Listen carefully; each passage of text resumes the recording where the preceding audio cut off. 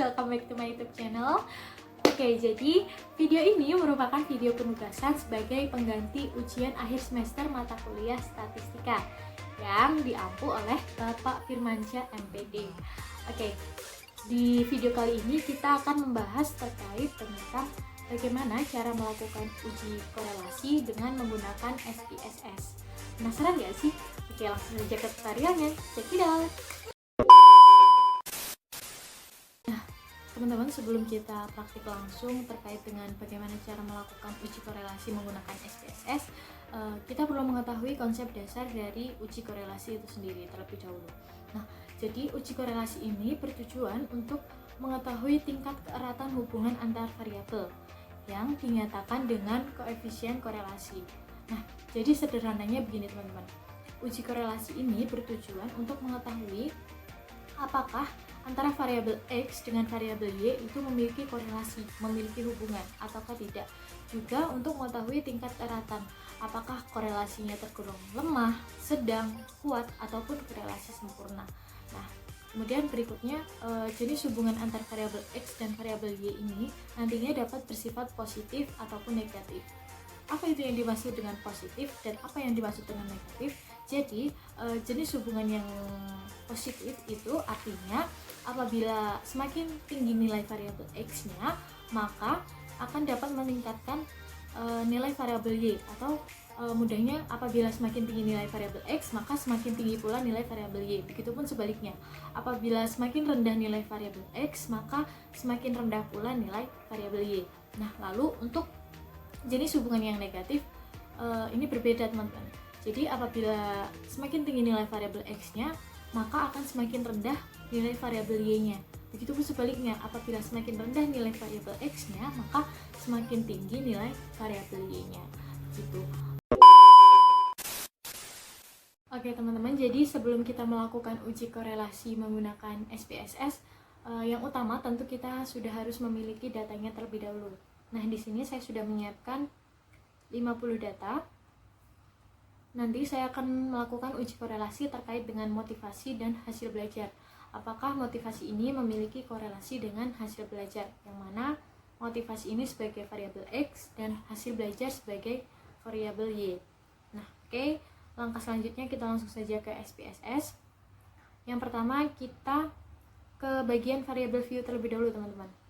Nah, di variabel view ini, di bagian name, nah, tabel pertama ini kita isi dengan X, tabel kedua kita isi dengan Y. Nah, kemudian bagian label ini kita isi sesuai dengan data kita tadi, yang mana variabel X ini merupakan motivasi dan variabel Y merupakan hasil belajar. Jika sudah, desimalnya ini kita nolkan saja agar tidak bingung. Kemudian jika sudah, kita beralih ke data view. Nah, data view ini kita ambil dari data yang kita miliki tadi, teman-teman. Kita copy semuanya.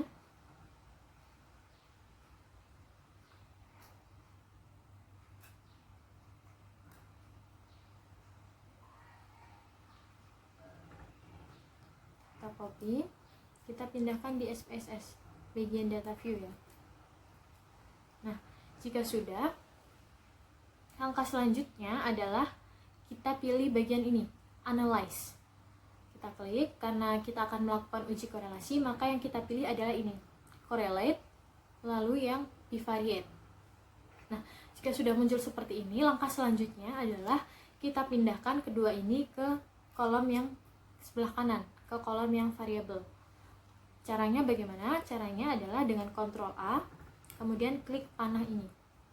Nah, jika sudah berhasil dipindahkan, sebelum kita klik OK, kita pastikan dulu di bagian correlation coefficient ini yang tercentang adalah persen, karena di sini kita adalah melakukan uji korelasi persen. Nah, kemudian di bagian test of significance itu kita pilih yang two tail. Nah, jika sudah, kita klik OK, maka akan muncul output atau hasilnya. Nah, langkah selanjutnya bagaimana? Langkah selanjutnya adalah kita menarik kesimpulan ya teman-teman. Menarik kesimpulan, kita buka dulu catatan kita. Nah, ini. Nah, yang pertama adalah terkait dengan pengambilan keputusan apakah motivasi berkorelasi dengan hasil belajar. Nah, yaitu dengan kita lihat nilai signifikannya. Apabila nilai signifikan ini kurang dari 0,05 maka dapat dikatakan berkorelasi. Begitupun sebaliknya, jika nilai signifikannya lebih dari 0,05 maka dikatakan tidak berkorelasi. Kita lihat di hasil kita, di output kita, nilai signifikannya adalah 0,001 yang artinya kurang dari 0,05. Jadi dapat dikatakan berkorelasi. Kemudian bagaimana derajat hubungannya atau tingkat eratanya? Kita lihat dari nilai persennya. Nah, kita lihat dari nilai persennya. Nilai persennya adalah 0,470. 0,470 kita lihat termasuk dalam kategori yang mana? Nah, yang ini ya teman-teman. Nih, masuk ke dalam kategori sedang karena 0,47 itu ada di antara 0,41 sampai dengan 0,60. Maka dapat diambil kesimpulan, untuk jenis hubungannya, jenis hubungan itu kan tadi dapat bersifat positif dan negatif. Dari mana kita bisa menyimpulkan bersifat positif dan negatif itu? Kita lihat dari nilai persennya. Di sini apabila tidak terdapat tanda min maka dapat dikatakan memiliki jenis hubungan yang positif. Namun apabila di sini terdapat tanda min maka dapat dikatakan memiliki jenis hubungan yang negatif. Maka dari itu dapat kita simpulkan bahwa motivasi memiliki korelasi yang sedang dengan hasil belajar dengan jenis hubungan positif gitu. Nah, lalu yang menjadi pertanyaan biasanya adalah bagaimana jika nilai signifikansinya itu tepat di 0,05. Tadi itu kan dikatakan berkorelasi apabila kurang dari 0,05 dan apabila lebih dari 0,05 itu kan tidak berkorelasi. Lalu jika tepat bagaimana? Nah, jika tepat itu kita dapat dengan membandingkan nilai persen correlation-nya ini dengan R tabel. Nah, dengan demikian apabila nilai persen korelasinya itu lebih dari R tabel maka dapat dikatakan data tersebut berkorelasi. Nah, jika nilai persennya kurang dari R tabel maka data tersebut dapat dikatakan tidak berkorelasi atau tidak berhubungan.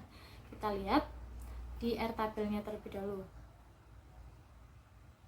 Nah, di R tabel itu ada N. N itu banyak data kita ya teman-teman. Nah, di sini N-nya itu adalah 50. Kita cari yang 50 ini. Nah, di sini ada level signifikannya ada 5% dan 1%. Kita ambil yang 5% saja. Nah, di 50 ini adalah nilai signifikannya adalah 0,279. Artinya, nilai persen kita itu lebih besar dari R tabel. Maka dapat dikatakan berkorelasi atau berhubungan gitu. Nah, demikian tutorial mengenai uji korelasi menggunakan SPSS. Semoga dapat membantu. Saya akhiri. Wassalamualaikum warahmatullahi wabarakatuh. See you.